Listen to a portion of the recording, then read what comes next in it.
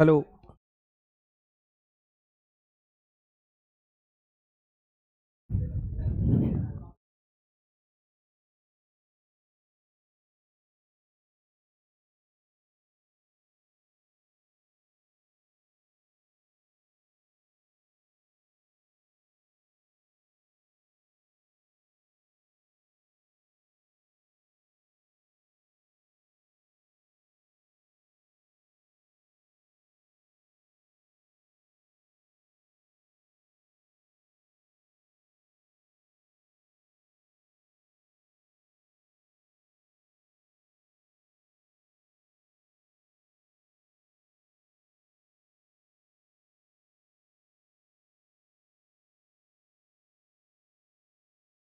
ध्यान दीजिएगा,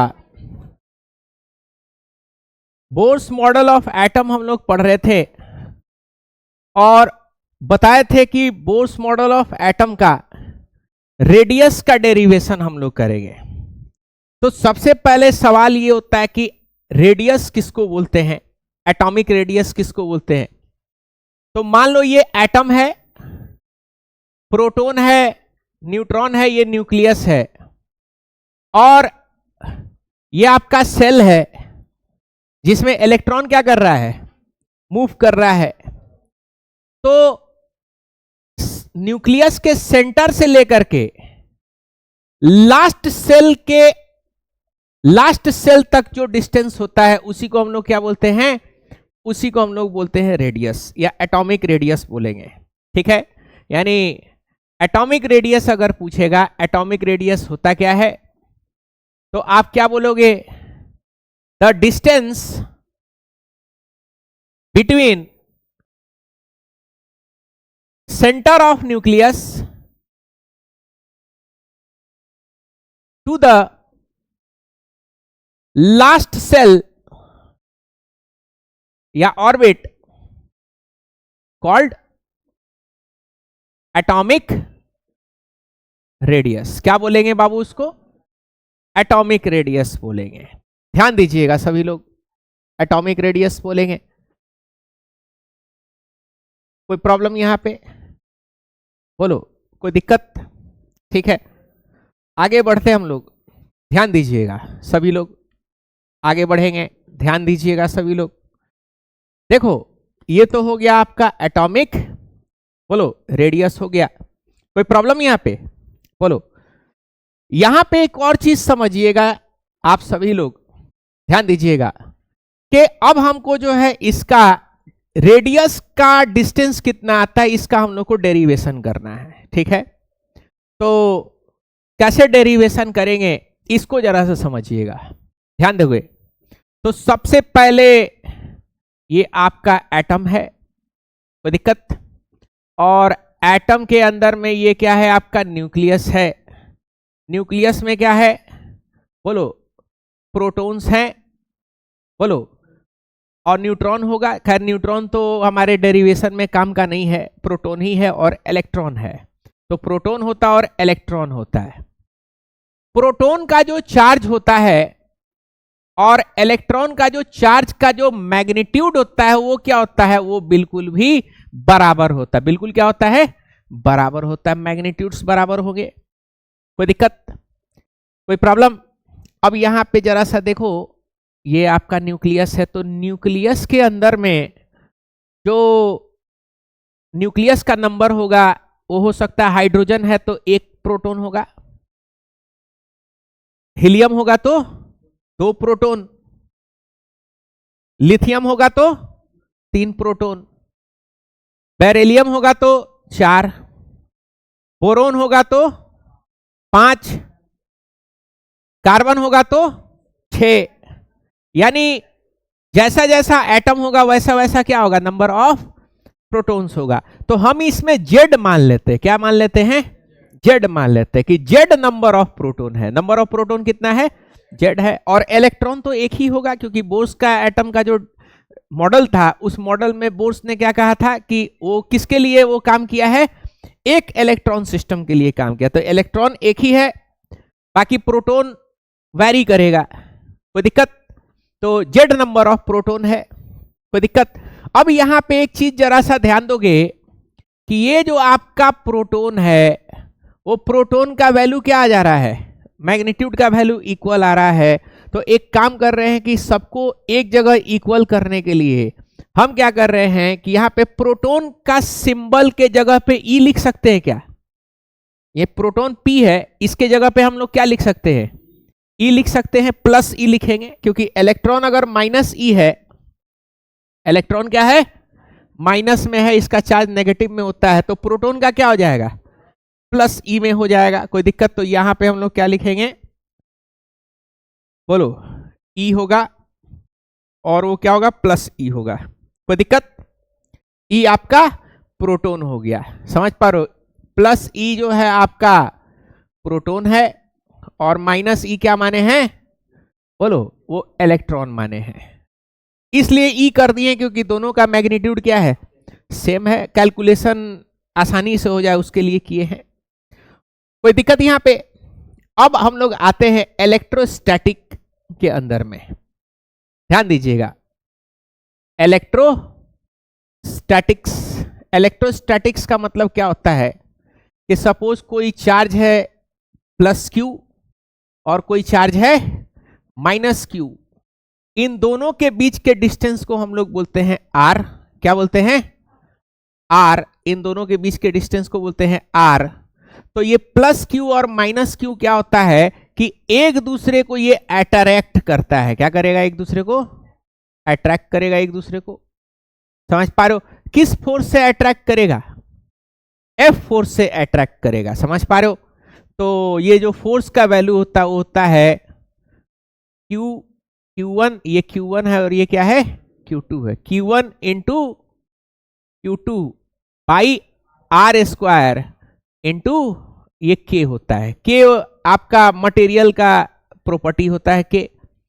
कोई दिक्कत यहाँ पे, तो K यानी फोर्स क्या है K, Q1 क्या है प्लस Q1 और Q2 क्या है माइनस Q2 और दोनों के बीच का डिस्टेंस R, तो क्या होगा आर स्क्वायर हो जाएगा।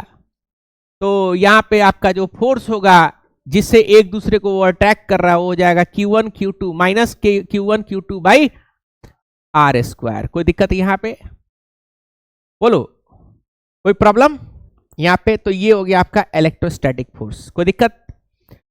अब यहां पे आ जाते हैं, ध्यान दीजिएगा, यहां पे देखो ये इलेक्ट्रॉन है तो और ये प्रोटॉन है, ये नेगेटिव चार्ज है, ये क्या है पॉजिटिव चार्ज है, तो क्या ये इसको खींचेगा, क्या पॉजिटिव और नेगेटिव चार्ज है एक दूसरे को खींचेगा। तो इलेक्ट्रोस्टैटिक्स लग रहा है क्या, यहाँ पे क्या लग रहा है इलेक्ट्रोस्टैटिक्स। तो भाई वो जो खींच रहा है इसको, तो उस फोर्स को क्या बोलेंगे F, क्या होता है Q1 into Q2 by R square into K। इन दोनों के बीच का डिस्टेंस जो है, इसके और इसके बीच का जो डिस्टेंस है वो बताओ कितना है, R है क्या, और यही रेडियस है क्या, यही रेडियस है, दोनों के बीच का डिस्टेंस क्या है R, यही रेडियस है। तो यहां पे R के जगह पे आर स्क्वायर हो जाएगा, K Q1 कितना होगा प्लस Z इंटू ई, यही है ना। कोई दिक्कत, क्योंकि एक ठो ई नहीं है, बहुत सारा ई है, कितना हमको पता नहीं है, इसीलिए जेड ई। और Q2 कितना है माइनस ई, और दोनों के बीच का डिस्टेंस R है, तो स्क्वायर में आ जाएगा। तो बताओ, तो ये जो अट्रैक्ट कर रहा है एक दूसरे को K Z E square by R square. कोई दिक्कत यहां पे, बोलो कोई प्रॉब्लम। तो क्या इलेक्ट्रोस्टैट, ये आपका बेसिक जानकारी है जो आपको नहीं था। अब इस जानकारी के बेस पे क्या है, ये हमने यहाँ पे फोर्स निकाल दिया। कोई दिक्कत यहाँ पे, कोई प्रॉब्लम। तो ये इलेक्ट्रॉन जो है इसके अंदर में क्या हो रहा है, खींच रहा है, यानी उस न्यूक्लियस क्या कर रहा है, इलेक्ट्रॉन को खींच रहा है। किस फोर्स से खींच रहा है, F is equal to minus K Z E square by R square से। तो कायदे से इलेक्ट्रॉन अंदर चले जाना चाहिए था, न्यूक्लियस से क्या हो जाना चाहिए था, खींच जाना चाहिए था, अंदर चले जाना चाहिए था, लेकिन अंदर नहीं जा रहा है। क्यों नहीं जा रहा है, कारण क्या है, कारण यह है कि ये इलेक्ट्रॉन जो मूव कर रहा है इसके चारों तरफ, ये कैसा मोशन कर रहा है? सर्कुलर मोशन कर रहा है। कैसा मोशन कर रहा है? सर्कुलर मोशन कर रहा है। सर्कुलर मोशन का खासियत है, क्या खासियत है सर्कुलर मोशन का? सर्कुलर मोशन का खासियत है कि देखो अभी ये नीचे है, ठीक है ना, सीधा हो जाएगा। कैसे? हम इसको घुमा रहे हैं तो ये क्या हो रहा है? सीधा हो रहा है। और जैसे ही छोड़ दिए टुई, और जैसे इसको नचा रहे हैं सीधा, छोड़ दिए टुई, चलाएं सीधा। इसका मतलब कोई भी पार्टिकल जब सर्कुलर मोशन में होगा, ध्यान दीजिएगा, कोई भी पार्टिकल जब सर्कुलर मोशन में होगा तो जैसे इसको नचाओगे तो नचाते ही क्या होता है कि सर्कुलर मोशन में जैसे आएगा तो इसके ऊपर एक फोर्स लगेगा जो सेंटर से कहां जाएगा? सेंटर से बाहर के तरफ जाएगा। यानी ये सेंटर है, मेरा हाथ क्या है? सेंटर है, और ये सर्कुलर मोशन हो रहा है तो फोर्स कहां लग रहा है? फोर्स बाहर लग रहा है। बाहर जाने का कोशिश कर रहा है तभी तो ये सीधा हो गया, और जैसे सर्कुलर मोशन खत्म हो गया, है कि नहीं? सर्कुलर मोशन ऐसे तो देखो बाहर जाने का कोशिश कर रहा है, छोड़ दो हमको, हम जाएं बाहर। अब ये छोड़ दे तो कोनो को लगेगा, छोड़े, आंख मुंह बचाओ, लेकिन नहीं छोड़ेंगे ना। तुम्हारा आंख मुंह फूटे, नाक फूटे, हमको कोई प्रॉब्लम नहीं है, लेकिन अब छोड़ दे, कैमरा टूट जाए, स्मार्ट बोर्ड टूट जाए, एसी में घुस जाए, नुकसान हो जाएगा ना जी, है कि नहीं? बोलो, है? आंख में घुस गया, 1 करोड़ का आंख गया तो मेरा थोड़े ना है। हाँ क्या बोल रहे हो दूसरे को? कहीं खुद ही के पास चला गया तो? छुप छुप के फिल्म देखे हो? उसमें क्या होता है? तुम्हारे जैसा हरकत रहता है राजपाल का। तुम में से कपड़ा कौन बढ़िया धो सकता है? मैं बढ़िया धो सकता हूं, इसको कुछ नहीं आता है। तो चलो पता चला, हाँ तुम ही धोगे। वो सोचा ना कि जैसे जूता वाला काम निपटा लिया, है कि नहीं? वैसे सोचा था कि कपड़ा का भी क्या होगा। देखो ना वो सीन, वही वाला। कभी ऐसा ना हो कि बोल आपके हैं लेकिन शब्द हमारे हैं? वही वाला हाल हो जाता है इंसान को। हम बोले ना, एक बार क्या हुआ ना, मेरा मास्टर साहब थे, उनका दाढ़ी जो था ना, कैसा था? फ्रेंच कट था। तो बैठते थे, वो मास्टर साहब का मुंह देख के हंसी आ जाए। तो मेरा एक दोस्त था, वो बोला काहे हंस रहे हो? हम कहे कुछ नहीं। तो दोस्तों बोला कि अच्छा इनको देख करके कौन सा जानवर याद आ रहा है? तो हम बोल दिए पिगी। वो क्या किया ना, खड़ा होकर सर को बोल दिया कि सर जानते हैं आपका फ्रेंच कट दाढ़ी देख करके इसको जो है पिगी का याद आ रहा है। हिंदी में बोला, ठीक है ना। अब मास्टर जो है खिसिया गए, उसको उठाएं, बुला करके जो है 10-15 बेत। हमको लगा कि इसको तो 15 बेत पड़ा, मेरा 2 से मल्टीप्लाई होगा, 30 पड़ेगा। मास्टर हमको छोड़ दिया एकदम क्लीन चिट। हम यही क्या हुआ? तो मास्टर का कहना था, उसने बोला तो बोला, तुमने क्यों बोला, है कि नहीं? तो ये चीज था। अब सबूत थोड़े ना था मेरे पास कि हम ही बोले, वो बोला है ना, और उसका गवाही मान हो गया। चार कम से कम 2 गवाही होना चाहिए, है कि नहीं? चलो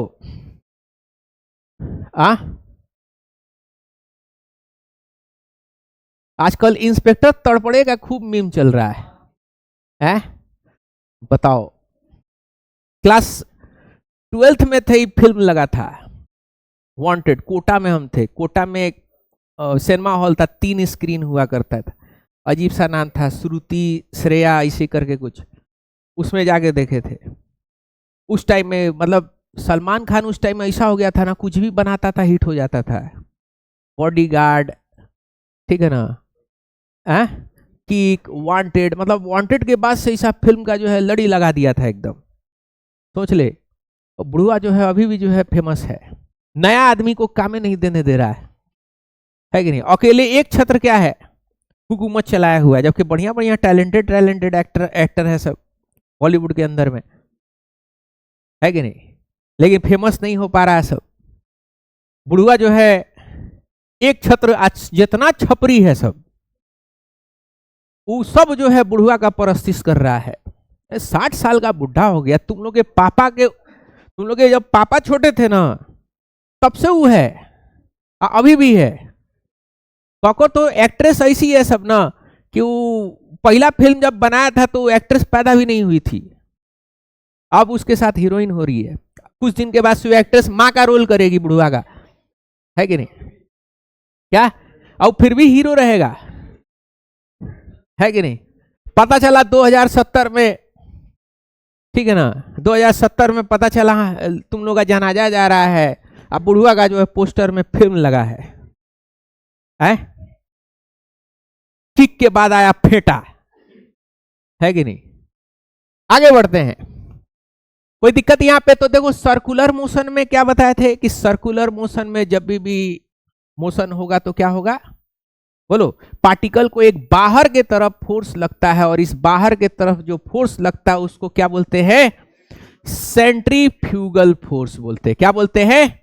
यानी जब भी सर्कुलर मोशन होगा तो इस पार्टिकल को एक बाहर के तरफ फोर्स काम करेगा, और इस बाहर के तरफ लगते हुए फोर्स को क्या बोलेंगे, सेंट्रीफ्यूगल फोर्स। क्या बोलेंगे बाबू?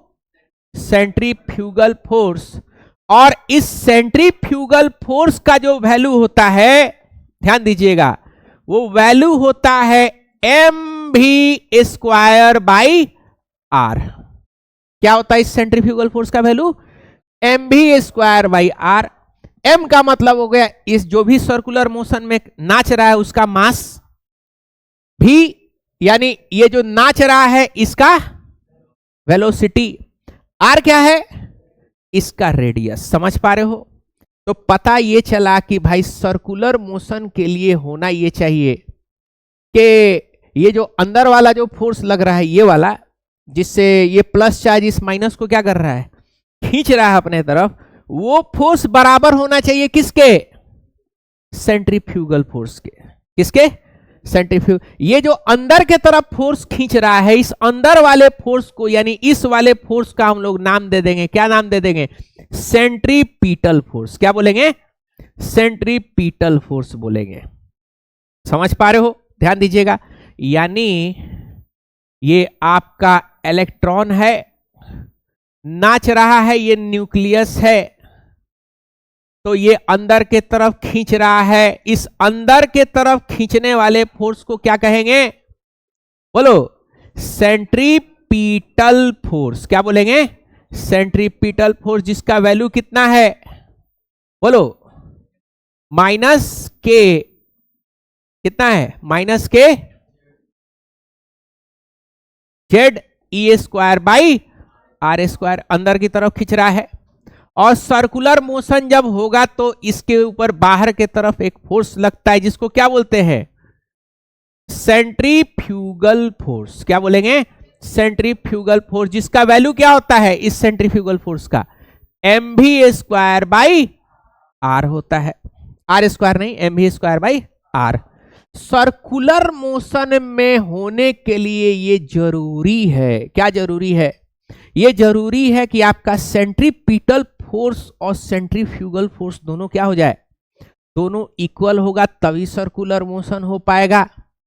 सेंट्रीपिटल फोर्स अगर एक्टिव हो गया तो टक से अंदर चला जाएगा, और सेंट्रीफ्यूगल फोर्स अगर ज्यादा हो गया तो ये टूट के क्या हो जाएगा, बाहर चला जाएगा। तो भाई एकदम परफेक्ट सर्कल में अगर नाचना है, सर्कुलर मोशन करना है, तो क्या होना जरूरी है, centripetal force is equal to centrifugal force. समझ पा रहे हो? तो for circular motion centripetal force का जो मैग्नीट्यूड है वो किसके मैग्नीट्यूड के बराबर होना चाहिए, सेंट्रीफ्यूगल फोर्स के मैग्नीट्यूड के बराबर होना चाहिए, तभी सर्कुलर मोशन होगा, नहीं तो सर्कुलर मोशन नहीं होगा। तो यहां पे जरा सा देखो, सेंट्रीपिटल फोर्स कौन सा है, मॉडुलस में लेंगे कौन सा है, minus K Z E square by R square, और सेंट्रीफ्यूगल क्या है, M V square by are. Mods हटा देंगे, मॉड हटाते ही क्या होगा, ये माइनस क्या होगा, हट जाएगा मॉडुलस, क्योंकि मैग्नीट्यूड हम लोग ले रहे हैं। सर्कुलर मोशन में दोनों मैग्नीट्यूड क्या होना चाहिए, इक्वल एंड ऑपोजिट है दोनों, लेकिन दोनों क्या होना चाहिए, बोलो दोनों बराबर होना चाहिए। डायरेक्शन अलग अलग है लेकिन उससे कोई मतलब बराबर होना चाहिए। समझ पा रहे हो बात को। तो क्या होगा, K Z E square by R square is equal to M V square by R. R से आर जगत छोड़ के चला गया, क्या हो गया, दुनिया छोड़ दिया, है कि नहीं, मैं दुनिया छोड़ आया, आर हो गया, और ये क्या हो गया, एम भी स्क्वायर आर हो गया। कोई दिक्कत यहां पे। अब एक चीज याद करिए, कल हम कुछ प्रॉपर्टीज लिखवा रहे थे, तो प्रॉपर्टीज में कुछ बातें लिखवाए थे। क्या बात लिखवाए थे कि हम बोले थे कि जो एंगुलर मोमेंटम होता है यानी एम भी आर, एंगुलर मोमेंटम वो किसके बराबर होता है, एन एच बाई 2 पाई के बराबर होता है। याद करो, फ्रॉम एंगुलर मोमेंटम, ये लिखवाए थे क्या, कल लिखवाए थे इसको, ये बराबर करवाए थे ना। तो यहां पे देखो, आपको भी जरा निकालो, भी क्या होगा, एन एच बाई 2 पाई क्या होगा, एम इंटू आर, ऐसे लिख सकते हैं क्या, ये भी के जगह पे, कोई दिक्कत। अब क्या करना है, ये जो भी का वैल्यू है, इस भी के वैल्यू को क्या कर देना है, इसके अंदर में पुट कर देना है, यानी यहां पे जो भी है उसमें क्या कर देना है, इस वैल्यूज को पुट कर देना है। कोई दिक्कत। तो बताओ पुट कर सकते हैं क्या, क्या होगा, K Z E square by R is equal to M. अब भी के जगह पे देखो क्या क्या है, N H by 2 pi, N H by 2 pi M into R. अच्छा, और ये क्या होगा, स्क्वायर में आएगा क्या, स्क्वायर में आएगा। अब देखो कितना आ गया, K Z E square by R is equal to M H square, sorry हाँ, N square H square divided by 4 हो जाएगा ना, पाई का स्क्वायर, एम का स्क्वायर और आर का स्क्वायर। तो देखो ये आर और ये क्या हो गया, इसका स्क्वायर कट गया। तो अब खाली आर लेकर के आते हैं यानी रेडियस, तो ये आर उधर लेके चले जाएंगे और ये सारे टर्म को क्या कर देंगे नीचे। देखो M N square H square 4 pi square M square, R उधर ले करके चले जाते हैं और ये के जेड ई स्क्वायर क्या कर देते हैं, ये नीचे कर देते हैं। ये आ गया हमारा, बोलो, रेडियस का वैल्यू। अब इसमें सबको पुट करते हैं, सबको क्या करेंगे, पुट करते हैं। तो आपको पता है मास है ना, तो इलेक्ट्रॉन का मास है ना, इलेक्ट्रॉन का मास कितना होता है 9.1 इंटू 10 का पावर -28 ग्राम। बोलो ये m का हो गया क्या, बोलो। अब क्या है ये h, तो h का वैल्यू कितना होता है 6.6 इंटू 10 का पावर -34 जूल इंटू सेकेंड। ये h भी हो गया क्या। अच्छा 4 का वैल्यू तो पता ही है कितना होता है, 4 का वैल्यू 4 ही होता है। पाई का वैल्यू पता है कितना होता है, बोलो। हाँ कोई दिक्कत, बोलो। अच्छा ये m से m कट जा रहा है क्या, हाँ तो उस, हाँ अच्छा हाँ पाई स्क्वायर होगा यहाँ पे और m क्या हो जाएगा, कट जाएगा। तो क्या जरूरत है उसको स्क्वायर करके लिखने का, हाँ ये कट गया है, कोई दिक्कत, बोलो। चलो तो h का हो गया, पाई का पता है कितना होता है पाई, बोलो पाई 3.14, एम का पता है, के होता है 9 इंटू 10 का पावर 9, और ई चार्ज का वैल्यू होता है कितना होता है 1.6 इंटू 10 का पावर -19 कूलम, और जेड क्या होता है आपका, बोलो, हाँ जेड क्या हो जाएगा, बोलो, जेड होगा आपका, हाँ नंबर ऑफ प्रोटॉन। जेड को एटॉमिक नंबर भी बोलते हैं क्या, एटॉमिक नंबर भी बोलेंगे, क्या बोलेंगे, एटॉमिक नंबर। तो इन सब वैल्यूज को इसमें पुट कर देंगे, इन सब वैल्यूज को क्या कर देंगे, पुट कर देंगे, और पुट करने के बाद से हमको एक फॉर्मूला निकलेगा, क्या निकलेगा, किस किस का वैल्यू नहीं पुट किए हैं, एन का और जेड का, तो आर जो होगा एन और जेड वैसे ही रहेगा, यानी एन स्क्वायर बाई जेड, और बाकी सारा क्या होगा, बाकी सबका वैल्यू आपका आ जाएगा, ये होगा तकरीबन 52.9 पिकोमीटर, यानी सब वैल्यूज डाल देंगे तो कितना आएगा 52.9, बोलो पिकोमीटर में ये आपका आंसर आएगा, किसका आंसर आएगा, रेडियस का। यानी किसी भी एटम का अगर आपको रेडियस जानना होगा, किसी भी एटम का, जैसे मान लो तुमको हाइड्रोजन एटम का जानना है, किसका जानना है, हाइड्रोजन एटम का जानना है, तो क्या करोगे, हाइड्रोजन एटम का ये एन कितना है, फर्स्ट है, तो एन के जगह पे क्या डाल दोगे, फर्स्ट, और हाइड्रोजन एटम का जेड कितना होता है 1, तो यहां डाल दोगे 1 आ जाएगा।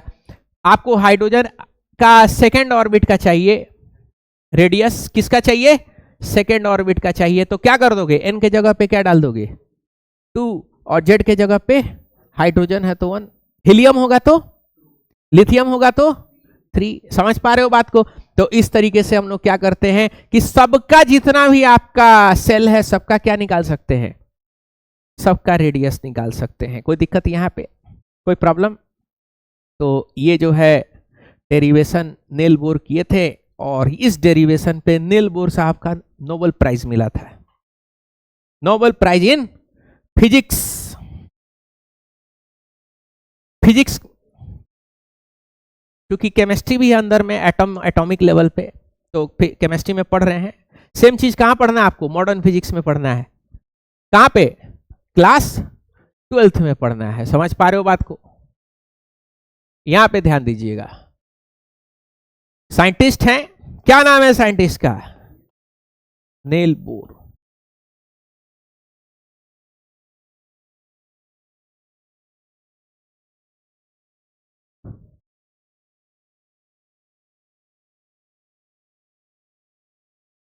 यही है नील बोर, नील हेनरिक डेविड बोर, डेनिस थे, यानी डेनमार्क एक जगह है यूरोप में, ऐसा नहीं है कि अपने यहाँ साइंटिस्ट पैदा नहीं हुए, एक जमाने में थे, अरब कंट्रीज में भी साइंटिस्ट एक जमाने में थे, खिलाफत अब्बासिया था, यानी अब्बासिड कैलिफेट के टाइम में गोल्डन पीरियड था, जिस टाइम में बगदाद जो है हुकूमत था, और दूर दूर से लोग जो है बगदाद में पढ़ाई के लिए लोग आते थे। बगदाद के अंदर में जितना लिटरेचर और साइंस का डेवलपमेंट हुआ उस जमाने के हिसाब से और दुनिया में कहीं नहीं हुआ। उस टाइम में यूरोप डार्क एज में था, डार्क एज आप हिस्ट्री पढ़ोगे तो आपको पता चलेगा, ठीक है। लेकिन उसके बाद से यूरोप में जो है अचानक से रेनेसेंस चालू हो गया, ठीक है ना, लोग पढ़ाई लिखाई पे ध्यान देने लगे, लॉजिकल क्वेश्चन पूछने लगे, पोप के खिलाफ जो है लोग जो है लॉजिकल रीजनिंग करना शुरू कर दिए पोप के खिलाफ। पोप बोलता था कि 2 कट्ठा जमीन मेरे नाम कर दो, तुमको सीधे जन्नत का टिकट देंगे।